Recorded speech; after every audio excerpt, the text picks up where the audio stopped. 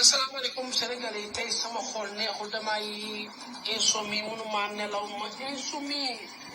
mënuma nelaw ba ma ne xaaral ma jug nag dimbali artiste mag yi artiste ndaw yi bàyyi leen artiste ndaw yi bàyyi artiste mag yi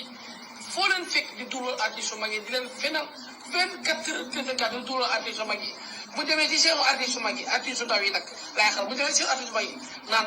guy gu daane ci gars yi lay jàngee yéeg te ay fenkat lañ bu ñu demee fii wax lii yaa daa xaw bu ñu demee fii léegi nag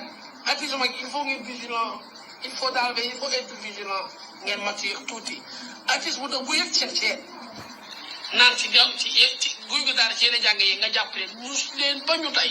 ñuus leen ku jéegati nga ñuus leen mu ñuus koo doon ñuusati boo léegi dootuñu feneen te artiste mag yi artiste yëpp a jaxasoo léegi artiste yëpp a jaxasoo ñëpp artiste mag yi ñëpp a jaxasoo yéen war ngeen yeewu intelligent lépp ubbi na yéen a nga ubbeeku ñi tëgg yi xam lu war a ubbeeku leen artiste ndaw yi ñoo jaxase aar bi ñoo bi matoon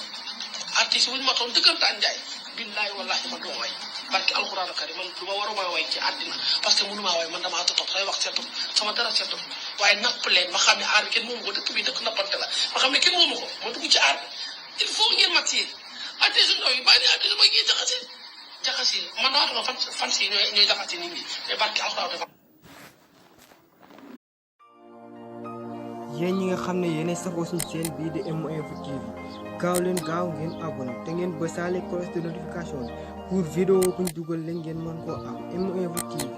yéen a ko tax a jóg leen la fi nekk kon abonné gaaw nga bës cloche de notification pour vidéo bu ñëw nga mën koo am. ba gisatul